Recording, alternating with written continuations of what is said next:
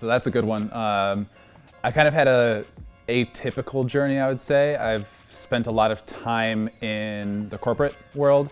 And so my start kind of came out of me watching in 2018 a lot of the pro scene after the 2018 Invitational. I started building out my own analytical database and just the things that I was picking up from casting and from other analysts. Then I started to put that together, and just kind of serendipitously, I ended up in a Discord with Rob Walker, Third Walker from CCS, and he was kind of interested in kind of my take on things and kind of give me my first start. He's like, hey, I know you're interested in the scene. Let's get you on as a Twitch moderator and see what happens. So he got me on there. I applied for around that same time for a position for a T1 org as an analyst. Didn't get it, didn't even hear back. So that was kind of heartbreaking. But I started out as a Twitch moderator, and then from there I got connected in with Splek of SiegeGG. He got me, he personally recruited me onto the stats team, so that was really cool. And I worked with him for about 7 months or so on the SiegeGG stats team, just kind of continuing to build out my own style of doing analysis and kind of helping them develop their style of doing their analysis as well. Applied for another T1 team, didn't get on that one either, didn't even hear back. So kind of a long stretch of just kind of developing my own style. And then when the Soniqs opportunity came around, that was my first real opportunity to kind of send in all my stuff that I've been doing over the last 7 months. That was the first time I heard back from Super. So that was really an awesome opportunity because I hadn't gotten any feedback for 7 months. And so when he got back to me the first time, I was like, all right, let's do it, let's go. I went through 3 rounds of analysis there through his application process, and ultimately I got the role. So that was really exciting. That was in September-ish of 2019. And then I've been the performance analyst, and now I'm the head coach. Yeah, I think that analytics are really important. It kind of provides, I think analytics provides about 50% of the story, whether you look at just stats in general or doing any kind of analysis. I think it's important to have the context of the numbers. I think that's a very important part. And that's a part that I've been developing still. I continue to learn and kind of how to develop, or what is that narrative behind the numbers. And I think that part is incredibly important to have, as well as all the numbers. As 50% of the story is from those numbers, so then the other 50% is how you use those numbers or how you interpret them and the context behind them. So I think that teams that don't have as much information or don't have as much statistical or analytical background or look into how their teams perform, how other teams perform in their region, outside in other regions as well, I think that they're missing up to 50% of the story of what could be going on and how they could be improving. So I think that analysis, whether it's analytical or strategical, is very important to provide to the team to kind of give that look into how they're performing, how other teams are performing in an unbiased manner. I love it. So I learn a lot from his perspective and from his experience. I think that how he approaches the game is very much heavily so from that experience and in-game background. And how I look at it from the numbers side is very much from the outside of the game. So I was never a high-ranked player. I haven't played competitively. So my perspective of the game is through the years of watching and from understanding and listening and learning from other high-level casters and analysts in the scene right now. So my perspective and his perspective kind of come together, and we kind of meet in the middle and blend something together. And I think so far we've found a really good balance between my perspective and his perspective and how it can really benefit the team. And so far I think that we've come to the right conclusion more often than not, just from between our two perspectives. I'm very much so a person who has to be like co-located with people in order to be able to really kind of get the feel or the vibe of what's going on. So my experience, I've had a lot of on-stage experience. And when you're working with people on stage or even in a corporate setting, it's really helpful to be able to see and kind of experience what the culture is like with people in the room, but also outside of the room as well. So working remotely, I was just listening in on TeamSpeak. I would hop in for scrims or hop in before match day.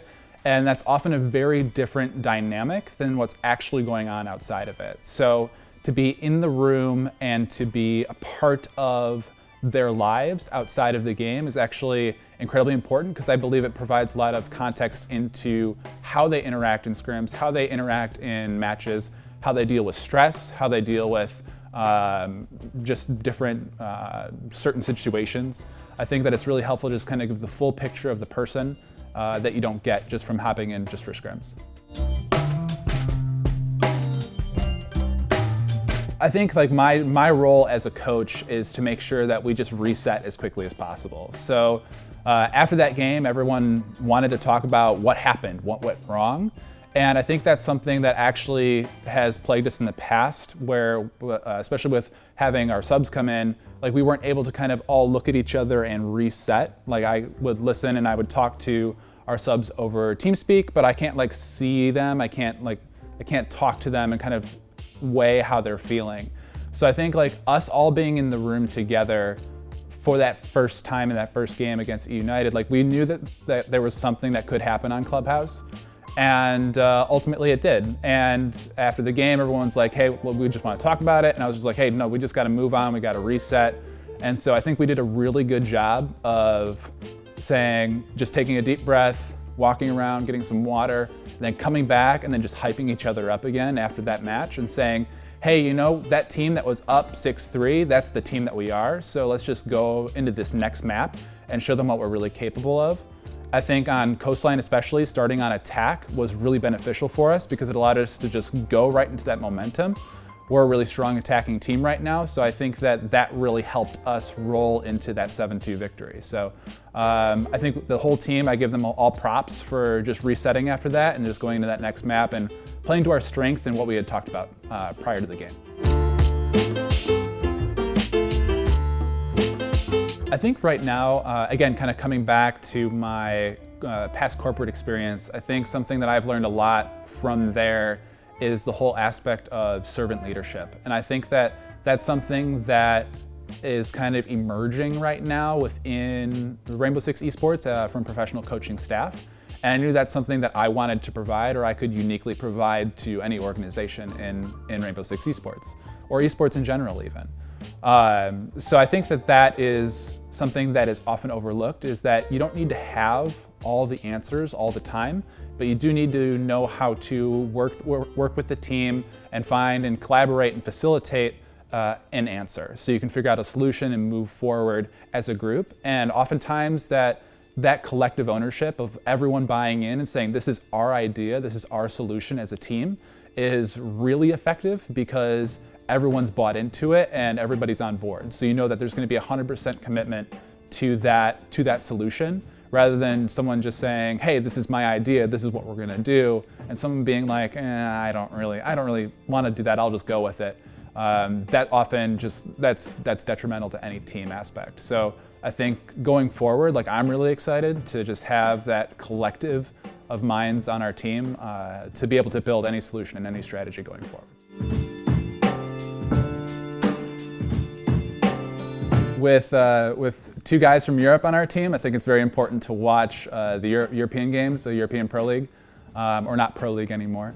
I think that region especially is really important to watch, but I also think that the BR6 and APAC North regions are really important to watch right now as well. I just don't have all the time to catch up on all of those games. So I think the two most important regions for me right now are definitely Europe and North America, because I think that with our style of play, if we can find a way to blend the European style and the North American style, I think that makes us a very unique team and a very hard team to prepare for, because you need to know and understand both regions really in depth. And especially in North America, I don't think there's a lot of teams that will be able to prepare for that kind of style because they don't have the, like I said before, the stats side or the analytical side approach to it. So they'll have to look at a ton of games from a strategy perspective and try to piece it together. There's a lot of good brains out there that can be able to do that, but I think that we have the benefit of not only having the strategy side, but also the analytical and stats side mixed together, along with the North American and European style of play.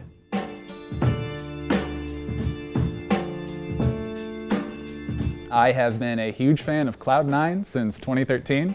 I would love to see them kind of compete again on a major format in our game. I know that right now in APAC North, they're doing decently well and they're kind of been on the uptick.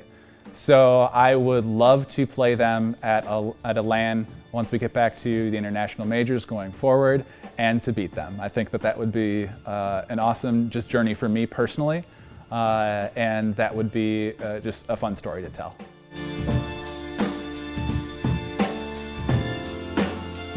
Our focus as a team right now is just kind of to keep reacclimating Slevin back onto the roster.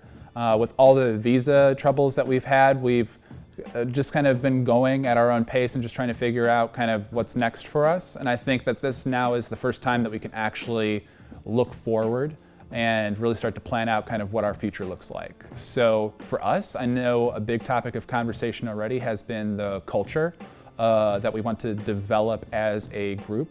And I think with all of us here in Harrisburg, I think that that is the first actual time that we'll actually be able to develop a culture that we're all a part of and that we're really proud of. So that will be the first step for us, is to kind of figure out in the off season and kind of starting now, what kind of team do we want to be, and what is our style, what is our behavior, how do we interact with each other, and how do we grow as a unit and kind of get closer together and build out that team that we want to be. I personally am a fan of more bans. I would love to see more bans in any style of play in the game right now. I think that Echo being unbanned or back from his soft ban just kind of adds a little bit more rigidity into your attacking lineup. So right now, really powerful or meta operators are Wamai and Jaeger. And for just those two operators, you need to bring 12 pieces of clear, which is already really hard to fit into your lineup. And then on top of having to handle potentially a Valkyrie or an Echo, you have to bring in now IQ, which already takes away one of the operators that could potentially bring ADS or magnet clear. So now you're looking at IQ, you're looking at 3 potential operators or so that have flashbangs or some kind of soft clear, and then maybe a hard breach or something like that to add additional, or grenades potentially. So that's your lineup. So there's very few operators that kind of fit that mold. So with Echo being back on the table, there's not a lot that the attackers can really do right now to effectively handle all of that intel and all of the utility that the defenders bring in order to hunker down their site. So I think it really just benefits defenders to have Echo back, obviously, and so we'll see how it kind of pans out over the next few weeks.